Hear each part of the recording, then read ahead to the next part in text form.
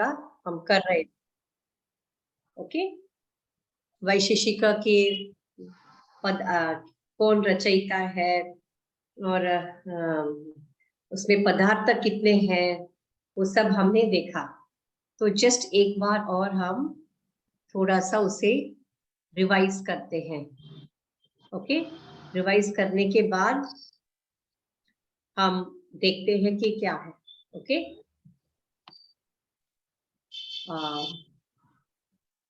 इसके रचयिता कौन है? कनाद ऋषि। ओके, कनाद ऋषि। ओके, और इनको ये किनके पुत्र थे? उलूक ऋषि के पुत्र थे, इसीलिए उनको औलुक्य ऐसा भी कहा गया है। ये क्या करते थे? सिर्फ रात के अंधेरे में आके बाहर आके उनका जो भी स्टडी है वो करते थे। और ये भी कहा था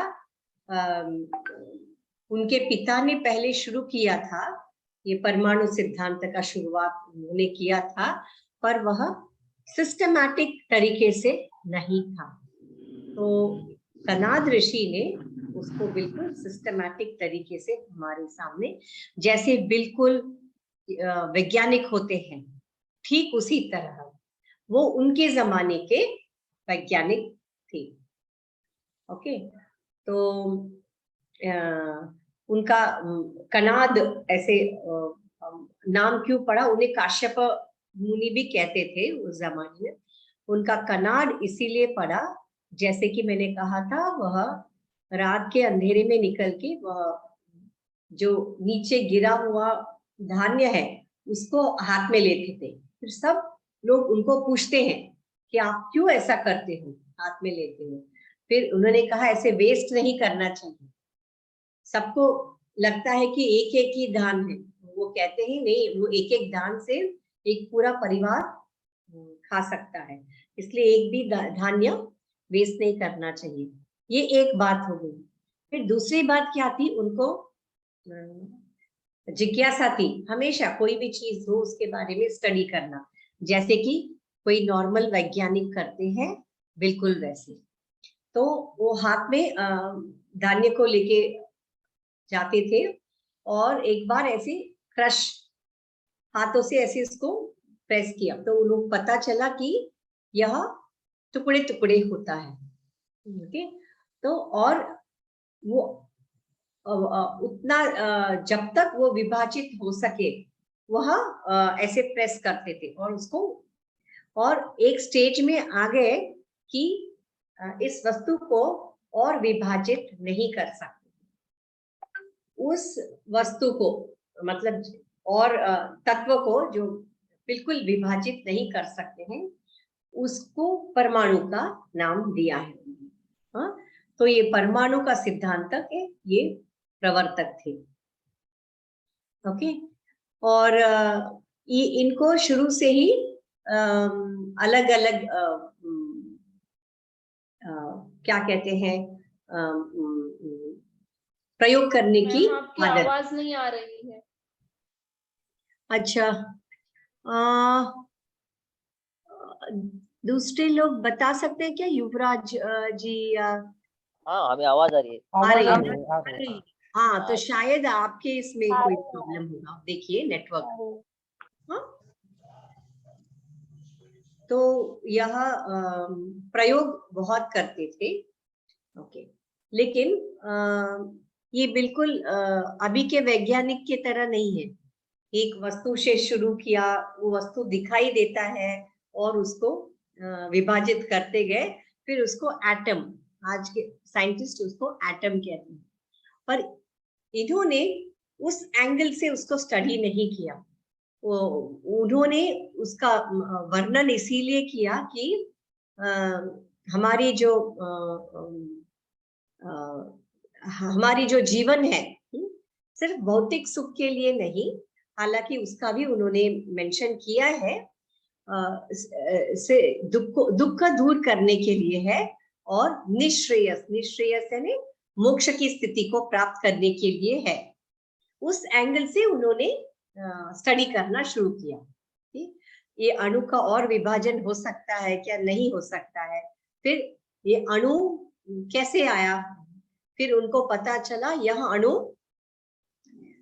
इस संसार में, इस जगत में, सृष्टि में पहले से ही मौजूद था। किसी ने उस ना ही अणु की उत्पत्ति की, ना ही उस अणु का विनाश कर सकते हैं। यानी यह जो अणु जो है वह नित्य है। ओके, और इन्होंने ये भी कहा किसी भी पदार्थ के गुण धर्म को जानने के लिए इंद्रियां उस वस्तु के संपर्क में आता है, फिर उसका ज्ञान उन्हें मिलता है। ओके, यह प्रत्यक्ष ज्ञान हुआ। यह प्रत्यक्ष ज्ञान और ये अनुमान ज्ञान, ये सब उन्होंने निश्रेयस तक कैसे पहुंचना है वो स्टडी करने के लिए उन्होंने किया। और उन्होंने बहुत सारे स्टडी किया है, उन्होंने बहुत सारे शोध किया है कि ये जो मैग्नेट है ना, चुंबकीय आकर्षण, वो कैसे होता है, या पदार्थ जब हम ऐसे फेंकते हैं ऐसे नीचे, वो नीचे ही क्यों जाता है। ये हमारे लिए कॉमन सेंस है। आप बोलेंगे ये क्या कॉमन सेंस वाली बात है, ये ऐसा हम सोचेंगे, ऐसा नहीं, उन्होंने ऐसा नहीं किया। जब कोई वस्तु नीचे फेंकते हैं वो नीचे ही क्यों जाता है, और एक वस्तु जब हम ऊपर फेंकते हैं वो ऊपर जाके नीचे क्यों आता है। हाँ, ये सब उन्होंने स्टडी किया। आप मान लीजिए ना, सपोज अगर हम लोग चंद्रमा में होते, हाँ, अगर हम चंद्रमा में चांद के ऊपर हम होते, तो अगर एक वस्तु को ऊपर फेंका तो वो नीचे नहीं आएगा, वह सिर्फ उस हवा में तैरता रहेगा। क्यों? क्योंकि वहां पे गुरुत्वाकर्षण नहीं है। पृथ्वी पर गुरुत्वाकर्षण है। तो यह सब कॉन्सेप्ट्स, ये सब आइडियाज उन्होंने, वो भी कौन से शतक में, 5वीं शतक में। तब कोई विज्ञान नहीं था, वैज्ञानिक नहीं थे, कोई क्या बोलते हैं, माइक्रोस्कोप, मतलब जो चीज हम आंखों से अणु को नहीं देख सकते तो हम माइक्रोस्कोप के नीचे रख के हम देखते हैं, है ना। हाँ, वो सब कुछ नहीं था। तो उस समय में उन्होंने ये सब, उनका ये डिस्कवरी था, उन्होंने ये सब शोध किया था उस समय में। ओके, तो फिर ये इसीलिए कहा गया है कि ये कणाद ऋषि अणुवाद का समर्थन करते हैं। अच्छा, ये पहले भाग में मैंने ये कहा था कि दुख को दूर करना है और मुक्त होना है, ऐसे मैंने कहा था उसके लिए। पर उनके आगे वाले क्या बोलते हैं, पाद में, अलग पाद उन्होंने वैशेषिक सूत्र उन्होंने लिखा है। तो आगे जाके वह ये भी कहते हैं, ये जब से ये अणुवाद का उन्होंने शोध किया और उन्होंने मान लिया, और बाकी के जो दर्शनाकार है उन्होंने भी उसका समर्थन किया। ओके, तो वो कहते हैं कि भौतिक संसार में प्रत्येक वस्तु अणुओं से बनी है, और वह अणु का एक निश्चित संख्या है। ठीक है, जैसे मैंने कहा था, वापस हाइड्रोजन ऑक्सीजन ही बोलूंगी क्योंकि वह आसान है समझना। यह निश्चित है कि हाइड्रोजन का एक ही एटम है, एक ही एटम है। ओके, अगर हम ऑक्सीजन देखेंगे तो ऑक्सीजन का नेचुरल स्थिति में दो अणु है, दो अणु मिलके एक ऑक्सीजन का एटम बनता है ना, मतलब वो संख्या निश्चित है। ओके, लेकिन वही एक अणु हाइड्रोजन का, दो अणु ऑक्सीजन का संयोग में आए तो हमें जल मिलता है, ऐसा। हाँ, तो वह उसी संख्या में अणु रहे तो ही वह वस्तु हमें मिलेगी। ठीक है, ऐसे ही अलग अलग मात्रा में यह अणु संयोग में आते हैं और अलग अलग वस्तुएं बनती है। इस सृष्टि के अलग अलग वस्तुएं बनती है। ओके, तो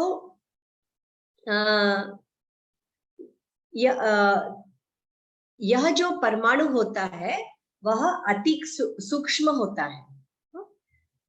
परमाणु दे आर एटर्नल, मतलब नित्य, शाश्वत है और आई एम सॉरी अनचेंजेबल है वो एटम्स।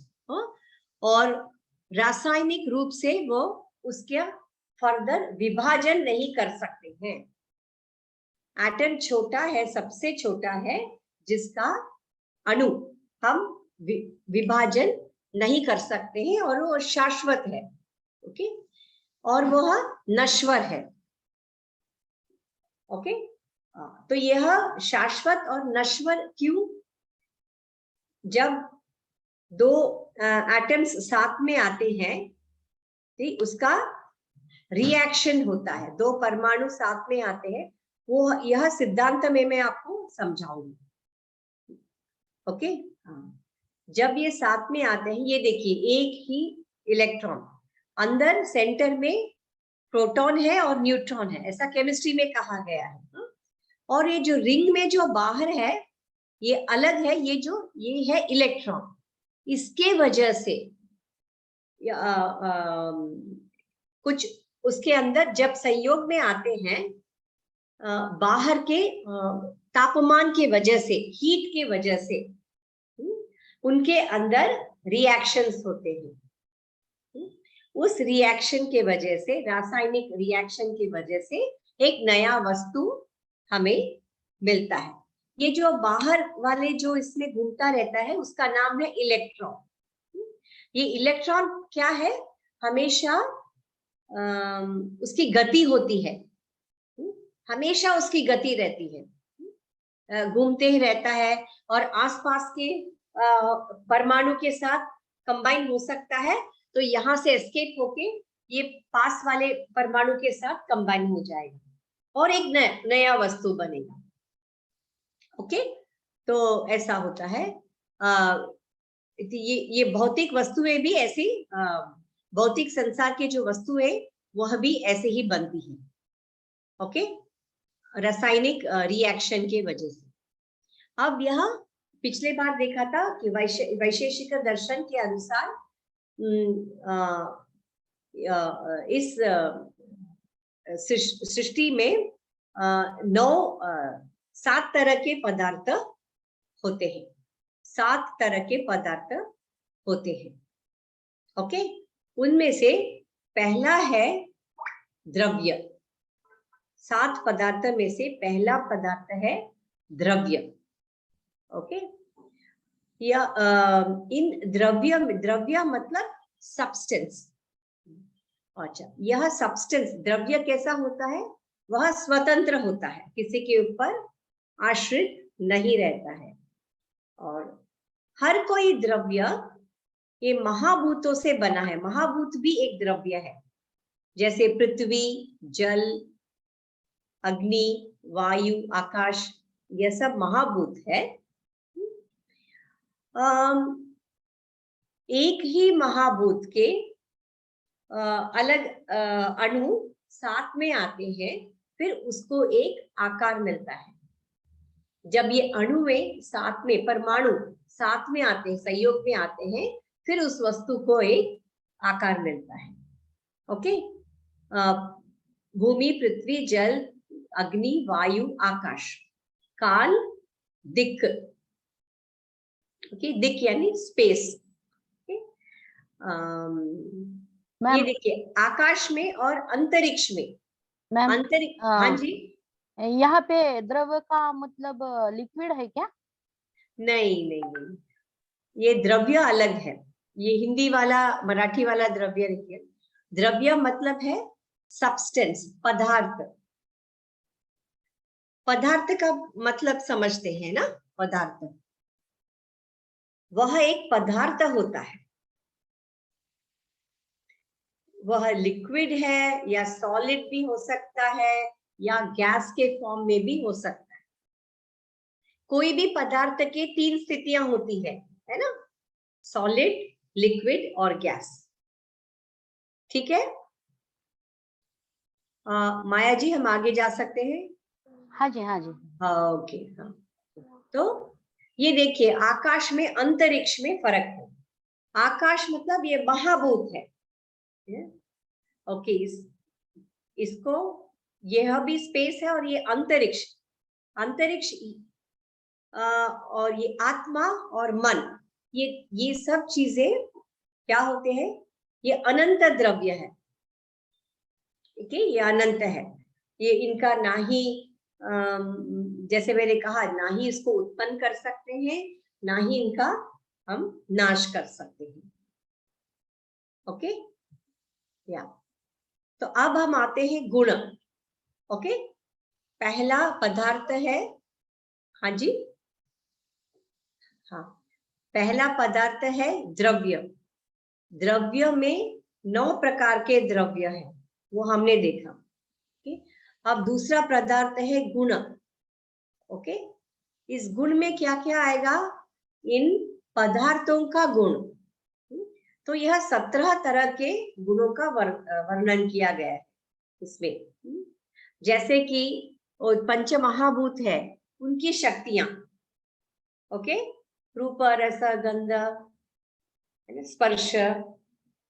ओके, ये हो गया 5। फिर संख्या, मैंने कहा हर एक अणु का एक संख्या होता है, स्पेसिफिक। जैसे ऑक्सीजन का 2, उसका संख्या ही 2 है पहले से ही। क्यों है ऐसा नहीं, उसका नेचुरल वैसा ही है। जैसे हाइड्रोजन का 1 ही है उसकी संख्या, ठीक है। हाँ, यही तो बात है इसमें। आपने कहा ना द्रव्य तो लिक्विड है क्या, ऐसा आपने पूछा था ना किसी ने। यहाँ पे वही ब्यूटी है, हाइड्रोजन भी गैस है, गैस है वो। ऑक्सीजन भी गैस है, पर वो एक मात्रा में जब कंबाइन हो जाते हैं तो जल हो जाता है। जल तो लिक्विड है, यही इसका ब्यूटी है, ठीक है। हाँ, H2, हाँ H2O बनता है वो, है ना, वो एक हाँ। पानी का एक मॉलिक्यूल है, जल का एक मॉलिक्यूल है। वेरएज हाइड्रोजन तो गैस है, ऑक्सीजन भी गैस है, उसकी संख्या 2 है, हाइड्रोजन की संख्या 1 है। लेकिन जब वो मिलते हैं हमें जल का एक मॉलिक्यूल मिलता है। ओके, ऐसा है। तो इसीलिए इसके वह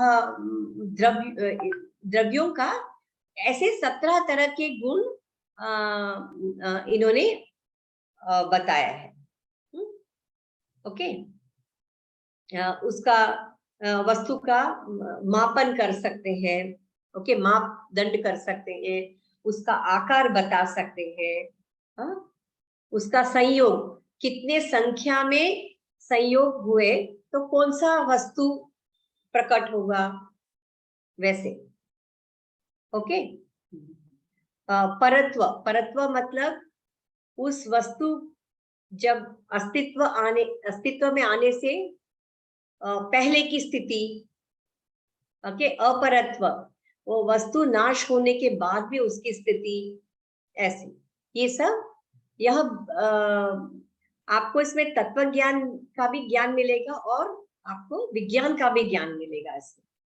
ओके, फिर बुद्धि, सुख, दुख, इच्छा, द्वेष, ये सब गुण बताया गया है। 17 तरह के गुण उन्होंने बताया है। मैं वैसे भी स्लो हूँ, लेकिन और स्लो समझा रही हूँ क्योंकि ये टॉपिक थोड़ा सा अलग है इसलिए।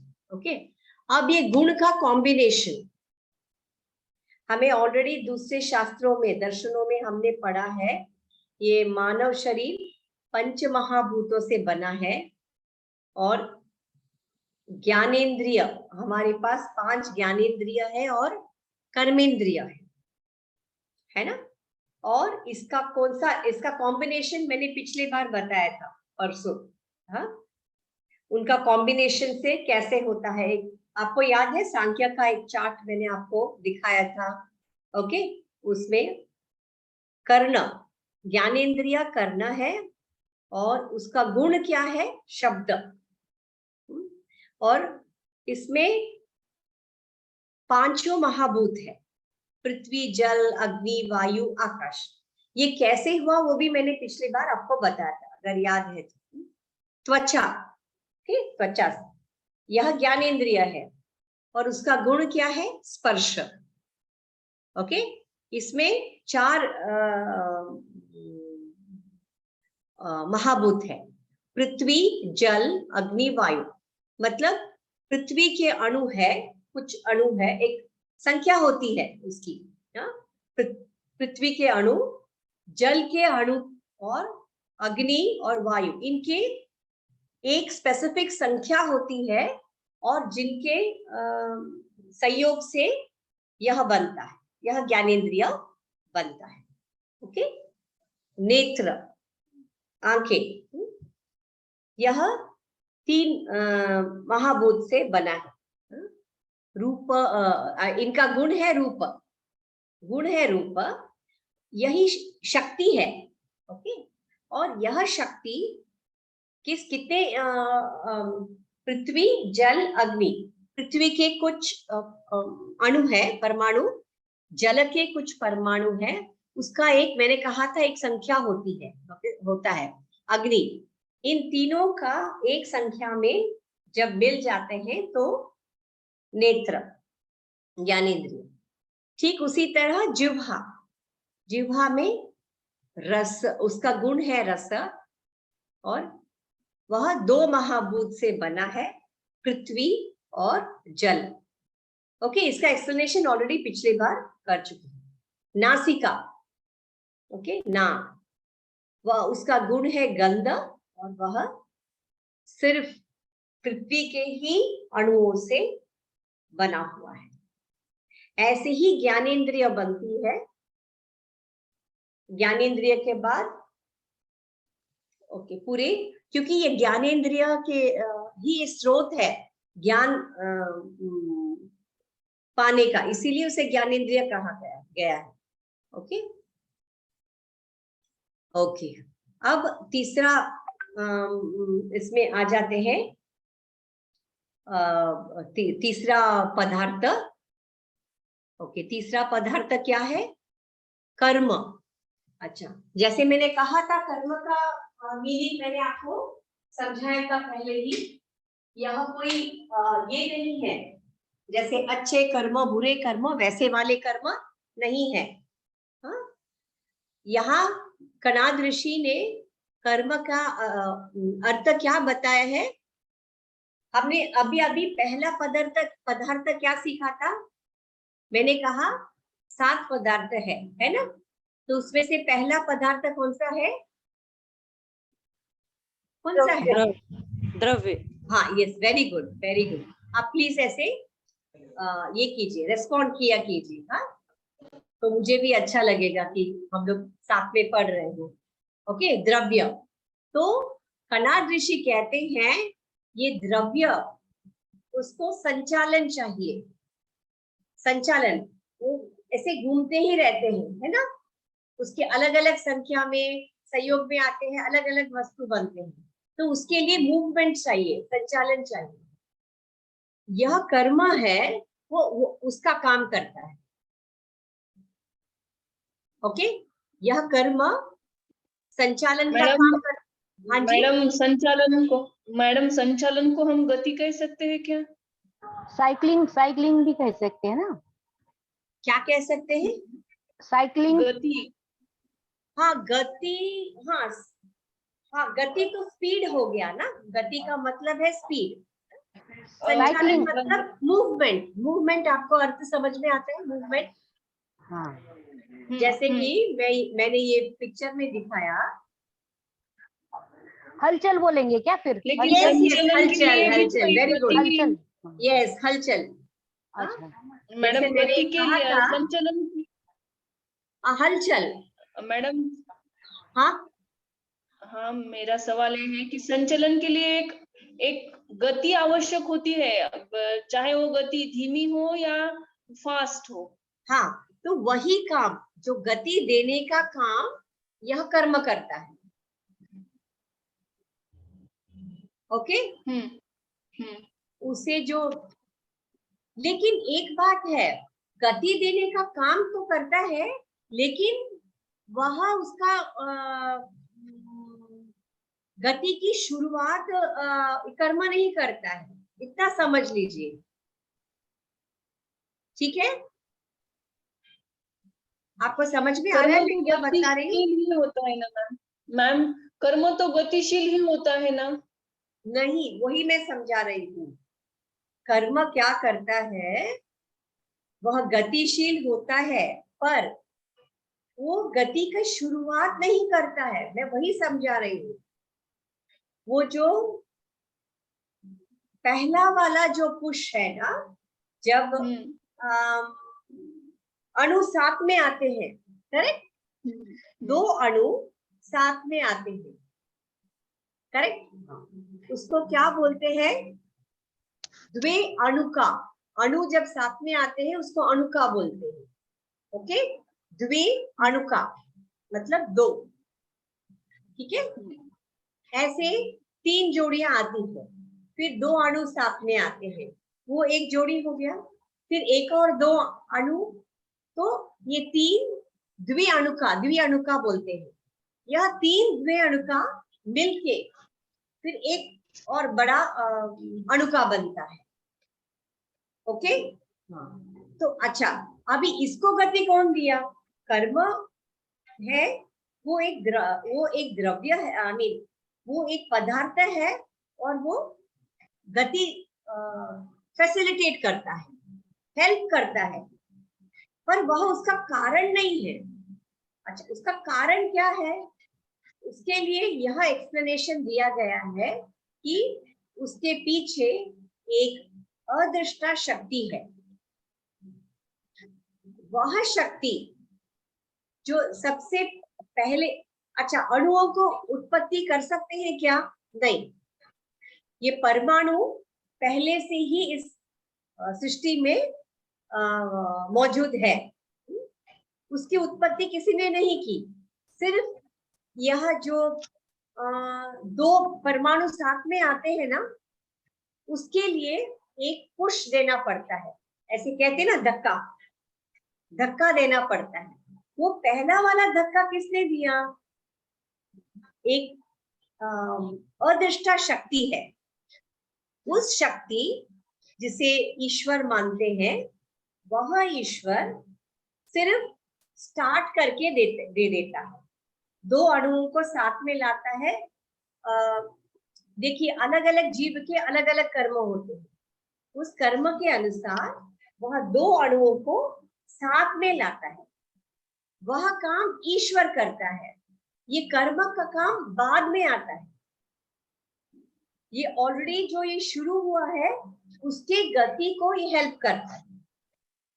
गति को या तो हेल्प करता है, या जब वह नाश होते हैं, 2 परमाणु का नाश होता है, तब वह गति को रोक देता है।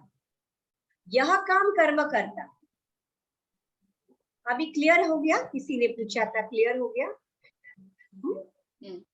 डेफिनेटली वो गतिशील है, पर वो रेस्ट का भी काम करता है ना, आराम भी काम करता है। जब वो परमाणु का नाश होता है, वहां पे रेस्ट का काम, वह भी काम या कर्म ही करता है। ठीक है, उसको गतिशील बोल सकते हैं, गतिशील ही है, पर वह नाश होने से उसका रेस्ट भी कर देगा। ओके, अब हम आते हैं, यह हो गया कर्म, यह तीसरा। अच्छा, इस कर्म की देखिए व्याख्या भी दिया है। ओके, उन्होंने 5वें अध्याय में यह व्याख्या भी दिया है कि यह 5 प्रकार के होते हैं कर्म। ओके, 5 प्रकार के मतलब क्या है? जैसे उत्क्षेपण मतलब मैंने कहा उस दिन बॉल को ऊपर फेंकना, वो ऊपर ही क्यों जाता है उसका भी एक्सप्लेनेशन दिया है। कोई भी वस्तु, अवक्षेपण, जब हम जैसे कि अग्नि को उन्होंने जलाया यज्ञ में, अग्नि ऊपर की ओर जा रहा है ना, वह क्यों जा रहा है ऊपर की ओर, वो उसका एक्सप्लेनेशन दिया गया है। अवक्षेपण, अवक्षेपण एक वस्तु को नीचे हम फेंकते हैं। जैसे मैंने अभी थोड़ी देर पहले कहा था, अगर चंद्रमा होता तो वो नीचे गिरता क्या? नहीं गिरता, क्योंकि वहां पे गुरुत्वाकर्षण नहीं है, वहां से वहां वस्तु तैरता रहेगा। लेकिन पृथ्वी के ऊपर आप नीचे फेंकेंगे तो नीचे गिरेगा। तो ये गुरुत्वाकर्षण का भी उन्होंने एक्सप्लेनेशन। ये आइजैक न्यूटन तो बाद में आए ना, 15वीं सेंचुरी, 15वें शतक में आए, उन्होंने तभी बताया, 16वीं शतक में तब बताया। ओके, अवक्षेपण और आकुंचन, मैंने बताया ना, आकुंचन ये तो हिंदी शब्द है, सब जानते हैं। संप्रसरण, संप्रसरण मतलब प्रसार करना। और गमन, गमना मतलब किसी भी तरह का मूवमेंट्स, जैसे चलना, दौड़ना, ये सब गमन है। ओके, ये पांचों उसका फंक्शन है, कर्म का कार्य है। वो सिर्फ गति को हेल्प करता है, वो खुद गतिशील नहीं बनता है, वो द्रव्य के ऊपर डिपेंड करता है, वह स्वतंत्र नहीं है। ओके, ये अलग अलग द्रव्यों का कर्म अलग अलग होता है, क्योंकि क्यों, अलग अलग अणुओं से बना है ना, इसीलिए अलग अलग होता है द्रव्य। तो यह स्वतंत्र नहीं है, वह द्रव्य के ऊपर डिपेंड होता है, द्रव्य के ऊपर। ठीक है, अच्छा। अब अभी सामान्य, सामान्य वो एक जाति है। जैसे मैंने कहा बहुत सारे गाय हैं, एक जैसे हैं, पर एक गाय का अलग रंग है, तो भी सामान्य है ना, है तो वो गाय है ना, तो इसीलिए वो सामान्य ऐसे उसे कहते हैं। अच्छा, विशेष, अभी विशेष को क्या कहेंगे? अब दो द्रव्य है, वो भिन्न भिन्न है, अलग अलग अणुओं से बना हुआ है। ओके, जब हम दो वस्तुओं को देखते हैं उसको हम कह सकते हैं कि यह विशेष है। ओके, जैसे मैंने कहा था वस्तु दो अलग है, अलग ही द्रव्यों से बना है, अलग अलग अणुओं से बना है। ओके, उसको विशेष कहेंगे, विशेष। ओके, अब हम आते हैं समवाय। ओके, अभी समवाय का अर्थ क्या है? अब समवाय का अर्थ ये है,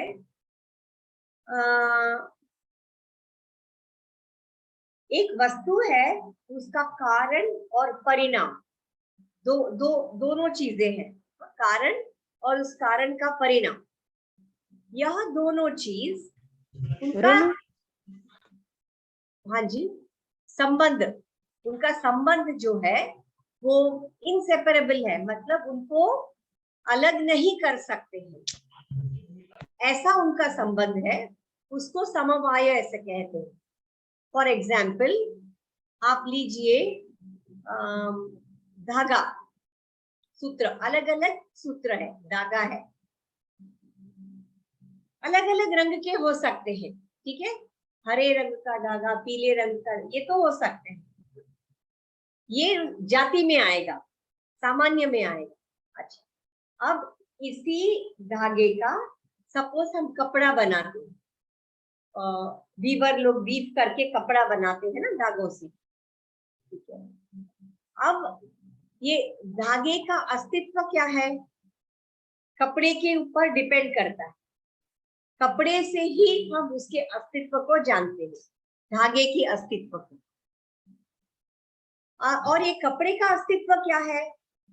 वह धागा था, उन धागों को मिला के यह कपड़ा बना है, ठीक है, थोड़ा थोड़ा समझ में आ रहा है? थोड़ा थोड़ा, यह संबंध आपको समझ में आ रहा है? ओके, नहीं आ रहा है, ठीक है। अच्छा, कपड़ा कैसे अभी बनता जो है? हाँ जी, वो समवाय का समझ में नहीं आया मैम। समवाय समझ में नहीं आया, ओके। अच्छा, आपको पता है कपड़ा कैसे बनता है? आपको पता है ना, धागों से बनता है, ठीक है। अच्छा, अब ये धागा जो है अलग अलग रंग के होते हैं, उसको जाति कहते हैं। हरा रंग है वो धागा, एक ही जाति का है पर रंग अलग अलग, ठीक है। अब उन धागों से एक, मान लीजिए एक टवल बनाते हैं, जो हम पोंछने के लिए यूज करते हैं ना, वो टवल हम बनाते हैं धागों से। अब वो टॉवल जो है वो बनने के बाद उस धागे का अस्तित्व हमें पता चलता है, धागे का अस्तित्व, उसका आइडेंटिटी, उसका अस्तित्व पता चल रहा है धागे का। अच्छा, कपड़ा कैसे बनता है? धागों से बनता है, तो कपड़े का अस्तित्व धागे के बिना कुछ भी नहीं है। यह जो संबंध है धागे का और कपड़े का, बीच में जो संबंध है, उस संबंध को समवाय, एक दूसरे के बिना नहीं हो सकता।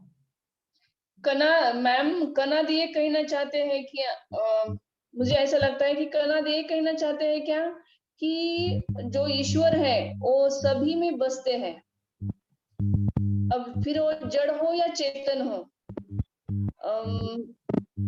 ऐसा कहना चाहते हैं।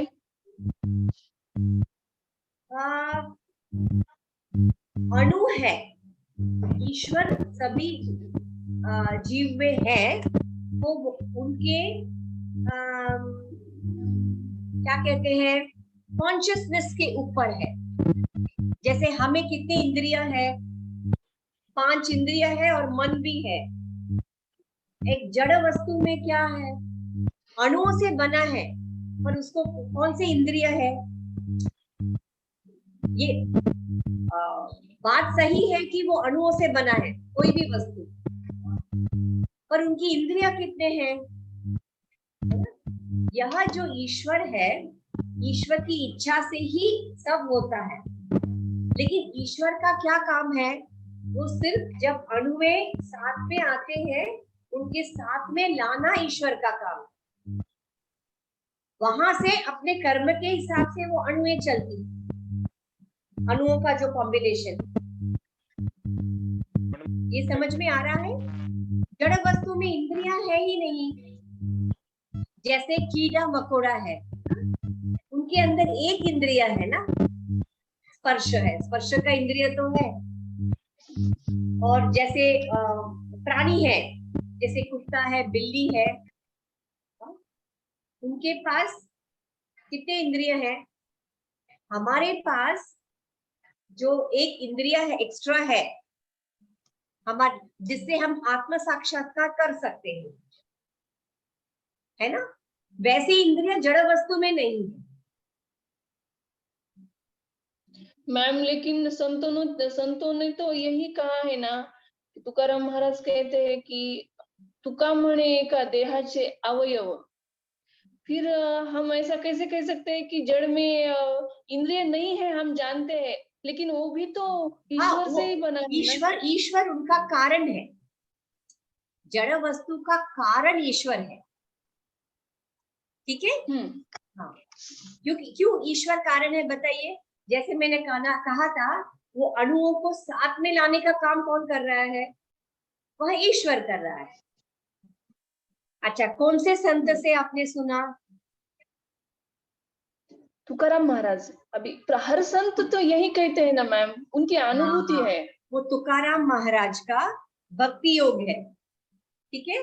मैंने इसीलिए बोला था तुकाराम महाराज का, वो सच है जो तुकाराम जी बोल रहे हैं, वो सच है, वह भक्ति योग है। लेकिन अभी हम क्या स्टडी कर रहे हैं? वैशेषिक दर्शन किसने लिखा है? कनाड ऋषि ने लिखा है। तो यहाँ पे तुकाराम जी महाराज का नहीं डाल सकते हैं, स्वर्णा जी का नहीं आ सकते, सरस्वती का भी नहीं आ सकता है। जब हम वैशेषिका का पढ़ रहे हैं, सिर्फ जो कनाड महर्षि ने जो कहा है उसी को हमें फॉलो करना है। ये सिद्धांत उनका है, उनकी कही हुई सिद्धांत। जैसे अभी आपने कहा तुकाराम महाराज ने कहा है ना, वह सच है, वह भक्ति योग के लिए सच है। ये देखिए कितने तरह के लोग हैं इस संसार में। ऐसा कहते हैं 84 लोग योनियां हैं, उतने ही तरह की सोच भी है। तो हर एक सोच को भक्ति योग नहीं जम सकता।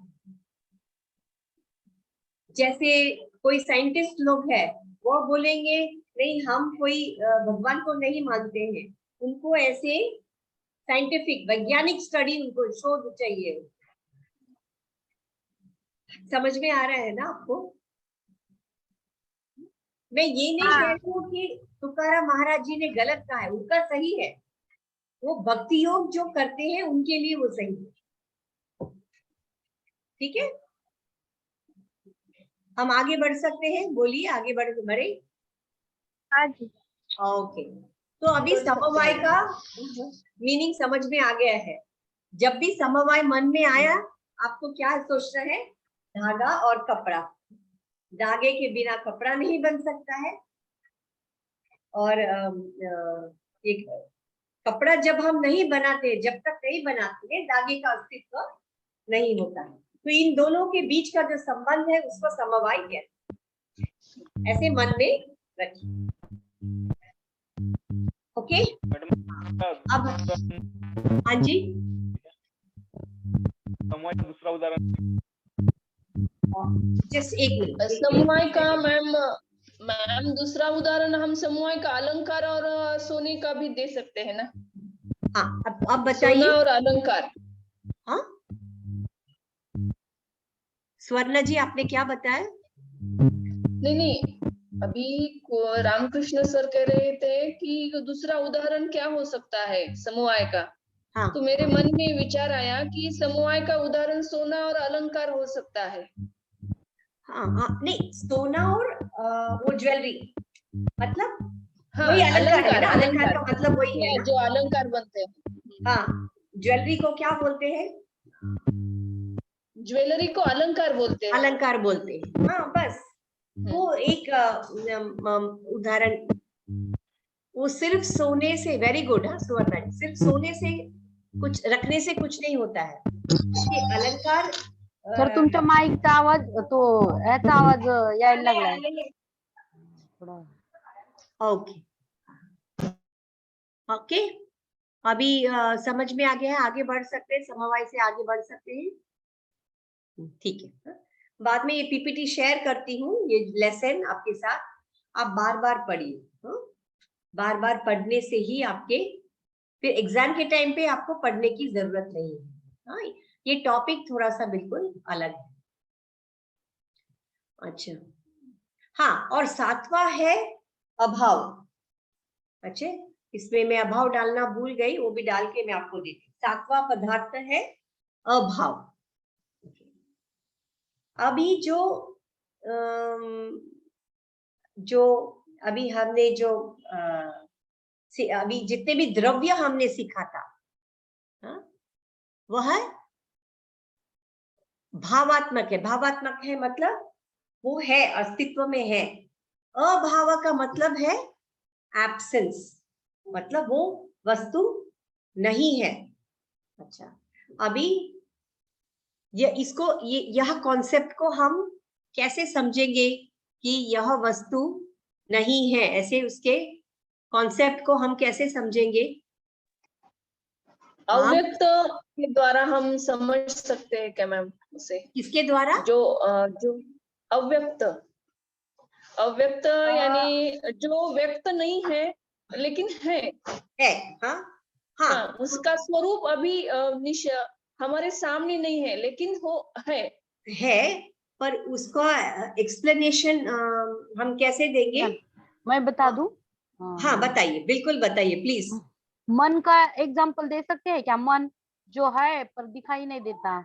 हाँ, पर वो महसूस कर सकते हैं। हाँ हाँ हाँ, दिखाई नहीं देता है पर उसको महसूस अभाव नहीं बोल सकते हैं ना, वो है। मैं क्या बोल रही हूँ, जैसे कि एक छोटा सा एग्जाम्पल देती हूँ मैं। हाँ, ये सूर्य प्रकाश का लीजिए। अभी देखो रात का अंधेरा हो गया है। सूर्य है, ये सत्य है। ओके, आपके यहाँ पे अभी अंधेरा हुआ होगा ना? आपके और यहाँ- भी एक उदाहरण दे सकते हैं। वायु है हाँ, लेकिन दिख नहीं सकता। नहीं नहीं नहीं, ये वो वाला नहीं है। अभाव मतलब नॉट एग्जिस्टिंग, वह एग्जिस्ट ही नहीं कर रहा है। वायु तो एग्जिस्ट कर रहा है ना, right? I am so happy, मैं इतनी खुश हूँ कि आप लोग सब बोल रहे हैं। I am very happy. मतलब मुझे फील हो रहा है कि आप लोग समझ रहे हैं इस कॉन्सेप्ट को। मैं क्या बोल रही हूँ, वायु एग्जिस्ट कर रहा है, अभी है वायु। Whereas सूर्य का क्या है, अभी रात का अंधेरा है, आपके यहाँ भी अंधेरा हुआ होगा। अभी चांद तारों का है, दिख रहा है, लेकिन सूर्य आपको अभी दिख रहा है क्या? अभाव। पर सूर्य है, एग्जिस्ट कर रहा है। वह अभी पूर्व से पश्चिम की ओर चला गया है, हमें नहीं दिखाई दे रहा है, अभी नहीं है, लेकिन वह अस्तित्व में है। अभी समझ में आ रहा है? ठीक है, एक और एग्जांपल देखिए, अगर समझ में नहीं आ रहा है तो। आप मेरे घर में हमेशा आ रहे हैं, जैसे भी आप मेरे घर के अंदर एंटर हो रहे हैं, सामने ही एक टेबल है, उस टेबल के ऊपर एक फूलदानी है और उसमें फूल रखा हुआ है।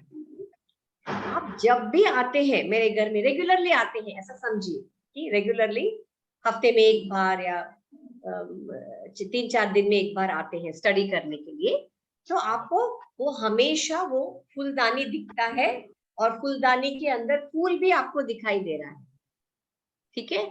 अच्छा, अब आप हमेशा आते रहते हैं और एकदम से आपको कहीं गांव जाना पड़ा या कहीं जाना पड़ा, आप गए और 4-5 महीने के बाद में आप फिर मेरे घर में आ गए। आप, मैं दरवाजा खोल रही हूँ, आप अंदर एंटर हो गए हैं, आपकी नजर बिल्कुल उसी जगह में पड़ी, उसी जगह में पड़ी, तो आप क्या कहेंगे? मैडम वहां पे एक फूलदानी है और उसपे उसके अंदर फूल है, वहां था ना, कहाँ गया? मैंने उसका जगह चेंज कर दिया। मैं ड्राइंग रूम से उठा के मैंने उसको बेडरूम में रख दिया, लेकिन क्या है, उसका अस्तित्व है, लेकिन अभी आप, वह वस्तु उस जगह में नहीं है। अभी आपको समझ में आ रहा है? हाँ हाँ हाँ हाँ मैम, अभी आ गया समझ में? आ गया वस्तु है, मैंने उस वस्तु की जगह को चेंज कर दिया, है वस्तु। अभाव, उस जगह में उस वस्तु का अभाव है, मतलब एब्सेंट है, वो नहीं है। ठीक उसी तरह रात्रि के समय में हमें चांद तारे दिख रहे हैं, सूर्य का अभाव है, सूर्य प्रकाश का अभाव, सूर्य का अभाव नहीं बोल सकते हैं, आई एम सॉरी, सूर्य के प्रकाश का अभाव, वो नहीं दिख रहा है, पर वो अस्तित्व में है। क्यों? वह पश्चिम दिशा में चला गया है, पूर्व में था, पूर्व से वो पश्चिम दिशा में चले गए, इसलिए उसकी रोशनी सूरज के वहां पर है और यहाँ पर नहीं है। अभी समझ में आ रहा है अभाव का मतलब? जी जी, समझ में आया। आया ना? Yes ma'am, yes ma'am. ठीक है, आगे बढ़ सकते हैं। हो हाँ, ओनली आप थम्स अप दिखाएंगे तो भी चले। ओके, यह अभाव का मतलब है। ठीक है, यह भी इसको भी एक पदार्थ, शुरू में कनाड ऋषि ने इसको अभाव के बारे में कहा था, पर उन्होंने ये नहीं किया उसको, इतना जोर नहीं दिया। पर उनके बाद में जितने भी भाष्यकार आए, उन भाष्यकारों ने उस अभाव को सातवें पदार्थ के रूप में उन्होंने ऐड कर दिया। तो अब हम कुल मिला के वैशेषिक में 7 पदार्थ है। ओके, अब हम परमाणु सिद्धांत, परमाणु के सिद्धांत के लिए हम फिर से क्या कहा उन्होंने, महर्षि कनाड ने क्या कहा, उन्होंने माना कि ये जो 4 भूत है, पृथ्वी, जल, अग्नि, वायु, यह इनके जो परमाणु है उनका अविभक्त है, उनका विभाजन नहीं किया जा सकता है। ठीक है, आप सोचिए अगर उनका विभाजन कर सकते हैं तो इस सृष्टि का क्या होता, आप सोचिए। इनका अविभक्त है और ये परमाणु आपस में जुड़े हुए हैं। क्यों आपस में जुड़े हुए हैं, कैसे फिर हमें ज्ञानेंद्रिय मिला? मैंने कहा ना, कर्ण के लिए 5 महाभूत, वो मैंने द्रव्य में सिखाया। नेत्र के लिए 2 ही है, और ये गंध, इसके लिए, नासिका के लिए 1 ही। तो यह इनकी जो परमाणु है, उनको विभाजित नहीं किया जा सकता है। वह साथ में रहते हैं, अलग अलग मात्रा में जब साथ में मैम, रहते। आपने नेत्र के लिए तीन तत्व बताए थे अभी। हाँ हाँ हाँ, अमित 3 तत्व नेत्र के लिए ना। यस यस, मैंने और जीवा के लिए देती। 2 तत्व बताए थे। यस यस यस, नेत्र के लिए 3 तत्व और जिह्वा के लिए 2 तत्व मैंने बताया। Yes, thank you very much. तो ऐसे अलग अलग कॉम्बिनेशन में आते हैं, वह साथ में रहेंगे तो ही ये ज्ञानेंद्रिय बनेगा ना। नहीं तो हम ज्ञानेंद्रियों के लिए क्या करते थे, है ना? जैसे वो जो टीवी में ऐसे असुर बने, असुर निपिशाच, इसको दिखाते हैं ना, उनकी विकृत नाक होती है, कान होती है, वैसे हो जाएगा। हम मनुष्यों के लिए ऐसा ही है, ऐसा ही कॉम्बिनेशन आने से वैसे वैसे ज्ञानेंद्रिय, इसीलिए उनको क्या कहते हैं, उनका विभाजन नहीं किया जा सकता है। ओके, हाँ, अच्छा। अब सबसे छोटा कण कौन सा है जो आंखों को नहीं दिखता है, ऐसा कण? ओके, कौन सा है? जैसे कि सुबह का वक्त है, हाँ, हम इस खिड़की को थोड़ा सा खोलते हैं और इतना सा खोलते हैं, हाँ, वहां से सूरज की रोशनी पड़ती है, उसके साथ आपको धूल भी दिखाई देता है कि नहीं देता है? धूल की कण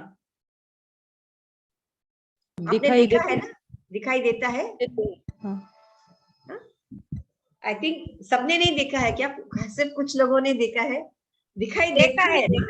हाँ, देता है।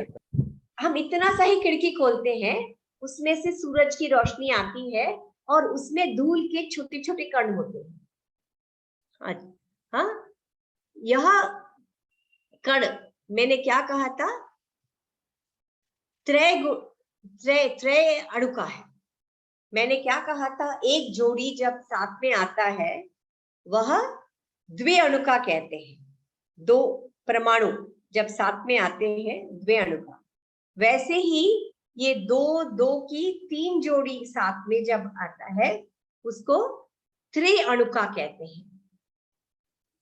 आप सोचिए, वह धूल का कण त्रय अणुका से बना है, तो आप सोचिए कि बड़े बड़े जो अणुका है वो कैसे बने होंगे।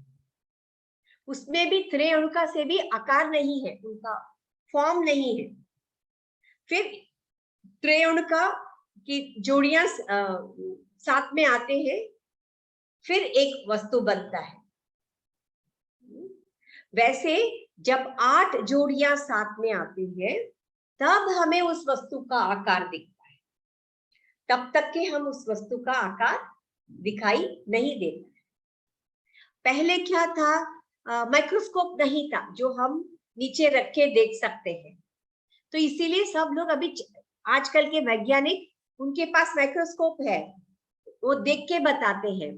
तो वह कहते हैं कि इसको चैलेंज करते हैं कि उनके पास माइक्रोस्कोप ही नहीं था, उनको पता कैसे चला कि अणु है, पर अणु है ना, वो तो सिद्ध हो चुका है कि अणु है ना। तो यह ऐसे ही जुड़ते जुड़ते ऐसे ये अणु एक नंबर, एक स्पेसिफिक संख्या होता है, उस संख्या में जुड़ते जुड़ते एक वस्तु बनता है। तो हर एक परमाणु की एक विशेषता होती है। ओके, तो इसमें यही कहा गया है, ये जो अणु है उसके अंदर प्रोटॉन और न्यूट्रॉन होता है। उसके अंदर क्या होता है, प्रोटॉन और न्यूट्रॉन, और बाहर क्या होता है, इलेक्ट्रॉन। यह साइंस में कहते हैं, साइंस में ऐसा कहते हैं, पर हमारा तत्वज्ञान क्या कहता है, तत्वज्ञान सिर्फ 3 गुणों को मानता है। उस 3 गुणों के बेसिस पे, सत्व, रजस और तमस।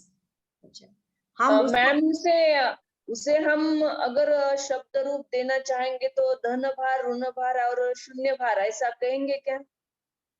नहीं, यहाँ पे हम वो आपने कहाँ पे सीखा था? जब हम साइंस मराठी में, हाँ, साइंस छोटे थे तो साइंस मराठी में था ना, तो वहां पे हमने सीखा था कि इलेक्ट्रॉन को ऋण भार कहते हैं, प्रोटॉन को धन भार कहते हैं, ओके, और जो न्यूट्रॉन ये मुझे उसका न्यूट्रॉन मराठी में शब्द, उसे यस, शून्य भार कहते हैं। हाँ, वो मुझे मराठी में शब्द नहीं आता है, तो वही है तो ठीक है, प्रोटॉन। हाँ, लेकिन वो तो आपका विज्ञान हो गया, आपने जो भी बोला ना, ऋण भार धन भार, वो तो विज्ञान हो गया। अब हम आते हैं तत्व ज्ञान में, उसको क्या कहते हैं वो आते हैं। हमारे दर्शन है, हमारे जो शास्त्र है, हमारे शास्त्रों में 3 गुणों को मानते हैं। ओके, 3 गुण, सत्व, रजस और तमस। ठीक है, अभी ये जो रजस है, ये जो इलेक्ट्रॉन है, जो आपने मराठी में एक शब्द यूज किया ना, इलेक्ट्रॉन, वह इलेक्ट्रॉन हमेशा, हाँ क्या बोलते हैं उसको, ऋण भार, हाँ, यस, उसका नेगेटिव चार्ज है, इसीलिए उसको ऋण भार बोलते हैं क्या? ओके, हाँ, प्रोटॉन का पॉजिटिव चार्ज है, इसलिए उसको धन भार बोलते हैं। ओके, अभी समझ में आ रहा है। ओके, ये जो इलेक्ट्रॉन वो घूमते रहता है ना, इसीलिए उसको रजस के साथ कंपेयर किया है। ओके, रजस के साथ कंपेयर किया है, और इसमें प्रोटॉन और न्यूट्रॉन है अंदर, एटम के अंदर, मतलब परमाणु के अंदर प्रोटॉन और न्यूट्रॉन। ये प्रोटॉन, जैसे आपने कहा धन भार, उसका पॉजिटिव चार्ज है ना, तो उसको हम सत्व के साथ कंपेयर कर सकते हैं। यह हमारा दर्शन है। अभी जो हमने बात किया वो साइंस के बारे में बात किया है, वो साइंस कैसे आया मैं आपको बता रही हूँ। सत्व के साथ हम कंपेयर कर सकते हैं प्रोटॉन को, और ये जो न्यूट्रॉन है वो ना ही पॉजिटिव है ना ही नेगेटिव है, वो जड़ है, ऐसे ही पड़ा रहता है, तो उसको तमस के साथ हम कंपेयर कर सकते हैं। ये आजकल के साइंटिस्ट चैलेंज करते हैं कि आपने किसके आधार पर आप ऐसे बोल रहे हो, तो हमारे पास है ना 3 गुण है ना, उसी के आधार पर हम ऐसा बोल सकते हैं। इसके ऊपर और रिसर्च भी कर सकते हैं, आप लोग भी कीजिए, आप लोग में से कोई। मैम मुझे जो दिखता है मैं बताऊं अगर? हाँ बिल्कुल,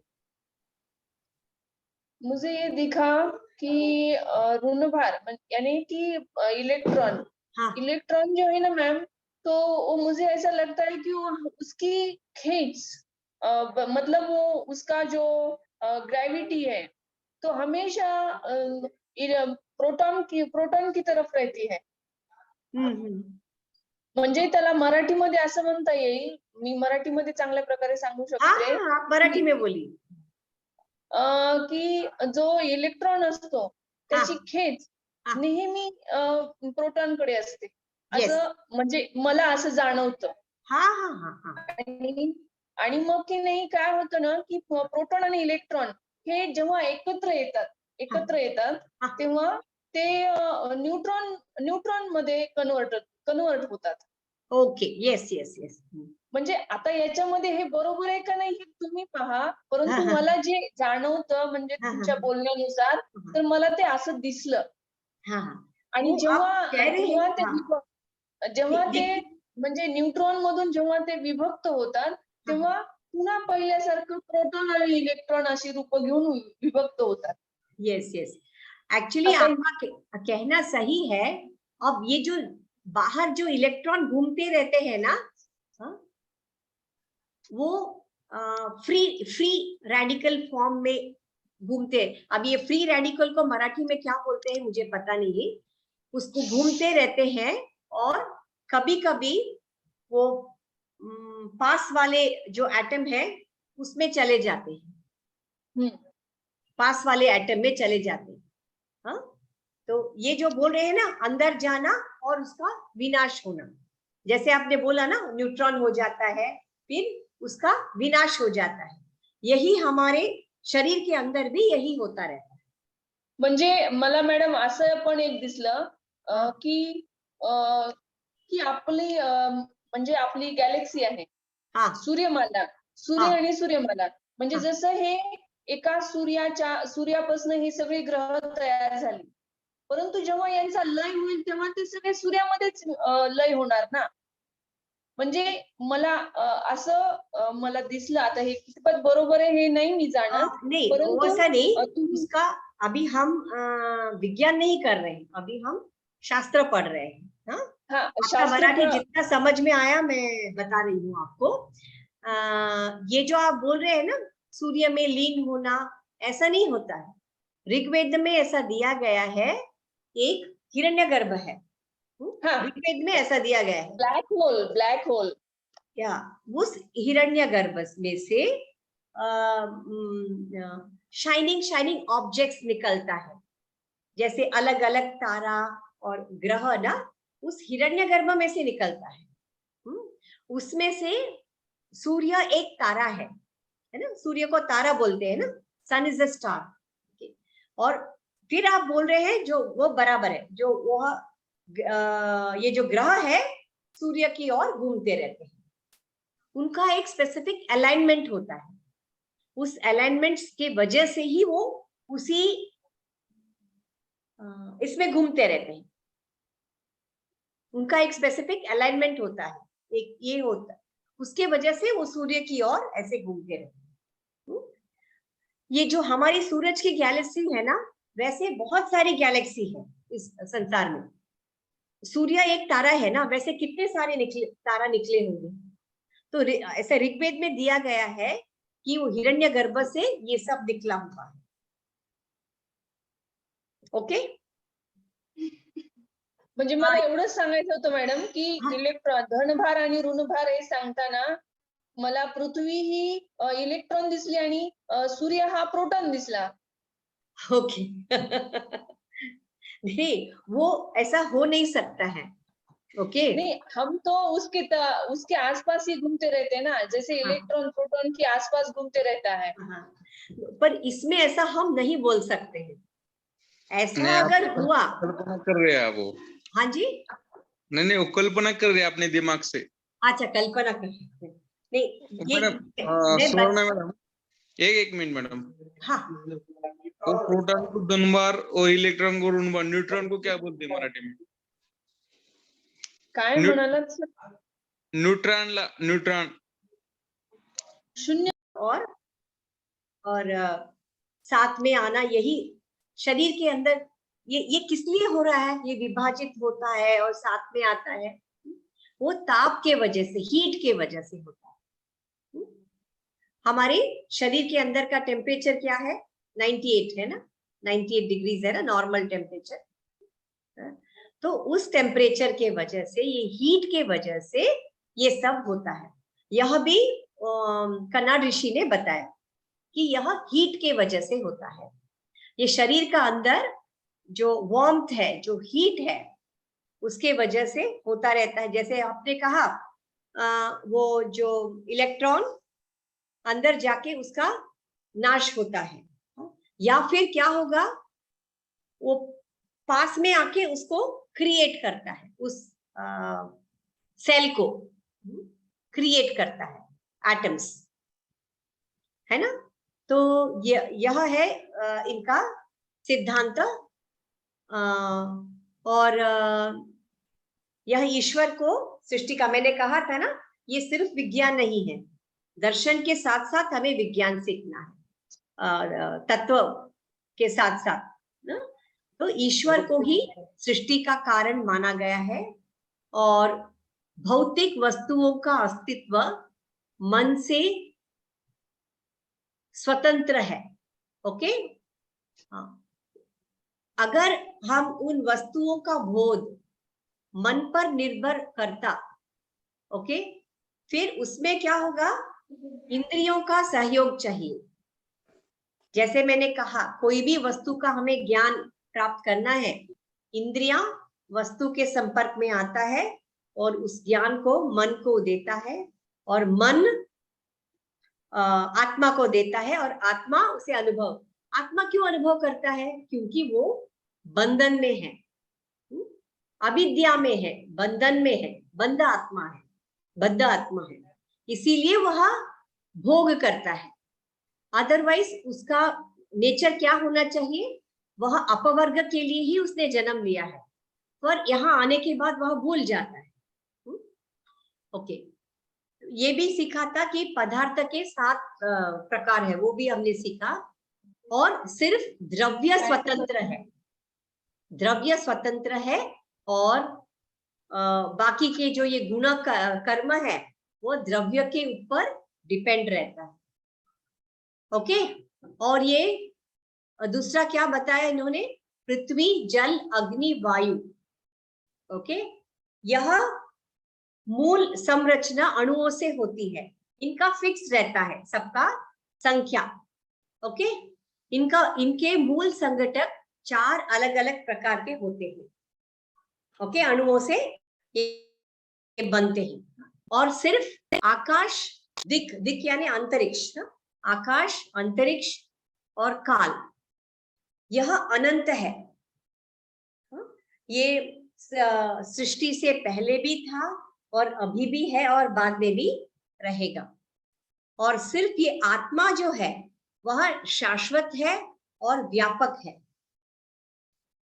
लेकिन मन, वह शाश्वत तो है लेकिन वह सूक्ष्म है, और ये आत्मा के साथ साथ ये मन हमेशा चलता है। अदरवाइज आत्मा को ये नहीं मिलेगा, अनुभव नहीं मिलेगा, भोग नहीं मिलेगा, जब तक ये मन नहीं है तो। ओके, और ये आत्मा का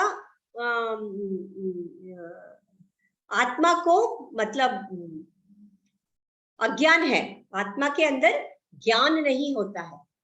वह ज्ञान मन के द्वारा, मन और अंगों के द्वारा उसको मिलता है। केवल यथार्थ ज्ञान ही आत्मा को इन बंधनों से मुक्त कर सकता। ये सब यथार्थ ज्ञान नहीं है, सिर्फ यथार्थ ज्ञान ही बंधनों से मुक्त कर सकता है। और उस मुक्ति को क्या कहते हैं? मोक्ष अवस्था को अपवर्ग ऐसे कहते हैं। और यथार्थ ज्ञान क्या है? यथार्थ ज्ञान, मैम अपवर्ग का अर्थ बताइए। अपवर्ग, अपवर्ग का मतलब है मोक्ष। मोक्ष का अर्थ आपको पता है ना? मोक्ष का अर्थ पता है? कैवल्य। देखिए, कैवल्य कौन से भाषा में बोलते हैं? सांख्य के और योग के भाषा में उसको कैवल्य बोलते हैं। मैंने कहा ना, ये मेरा और आपका नहीं है वैशेषिक दर्शन। वैशेषिका दर्शन कौन से मुनि है? कनाड मुनि का है। उन्होंने दो शब्द का प्रयोग किया है, निश्रेयस का शब्द का प्रयोग किया है और अपवर्ग। तो यहाँ पे मोक्ष को अपवर्ग ही कहेंगे, कैवल्य नहीं बोल सकते। जैसे वेदांत है, वेदांत में हम मोक्ष को मोक्ष ही बोलते हैं, मुक्ति बोलते हैं, है ना।